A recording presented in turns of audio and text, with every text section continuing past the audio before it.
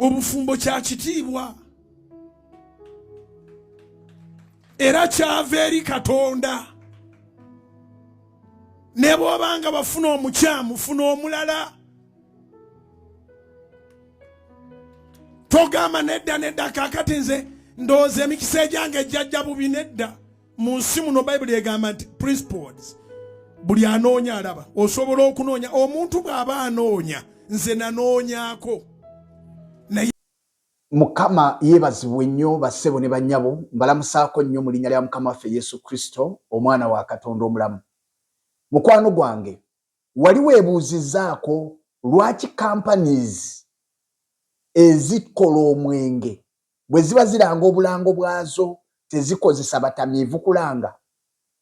Kubanga nabo bakimanyi nti omwenge gwe bakola mubi eri abantu bwe bagunywa gubalalula, y'ensonga lwaki banoonyaayo abalamu balanga ate ebitamiiza tebasobola kukulaga mutamiivu magoba gava mu kunywa mwenge nangeri ki bwafaanana.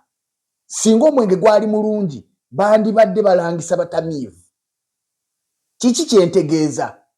Ng'omuntu yenna tanakusendasenda kugoba mukazi wo oba kwawukana na bbaawo, sooka otunuulire baawukanya obulamu bwabwe buli butya. Tunuulira obuweereza abasajja abaali ab'amaanyi bwe baakola divorce kyekyaddako.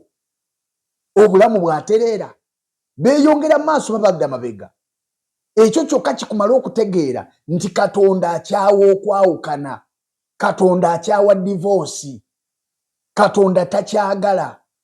Naye twebaza nnyo Katonda nti nga waliwo eddoboozi erikuma omuliro mu kwawukana, waliwo eddoboozi erigamba nti no divorce in marriage mu ggwanga lino.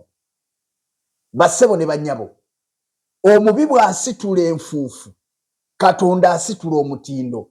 Waliwo abasajja n'abakazi 10,000 n'enkumi Katonda baateeseewo ku lw'amakaago, Katonda baateeseewo ku lw'obufumbo bwo, nga byakulabirako birungi gye tuli. Tulabire ku abo, tuddemu amaanyi, tukkirize nti obufumbo bukyasobokera ddala. Obufumbo bukyasobokera ddala. Ng'ennaku z'omwezi 6 ogwokuna ye Easter Monday eno, nkwaniriza mu lukuŋŋaana lw'abafumbo olutuumiddwa omutwe ogugamba nti no divorce in marriage.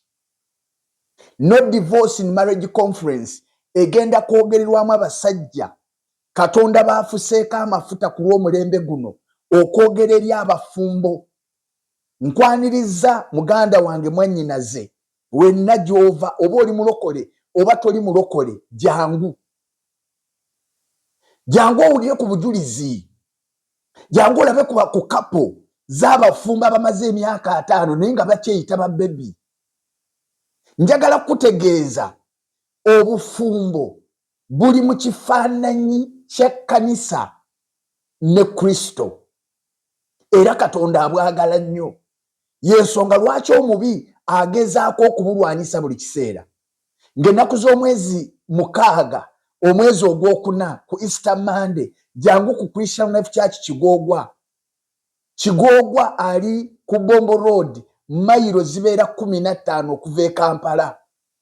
Jangu owulire ku bujulizi, jangu osanyukireko ne banno, jangu mugabaneko, jangu tuzinireko wamu amazina, jangu tulireko wamu ekyemisana, jangu ne mukwano gwo.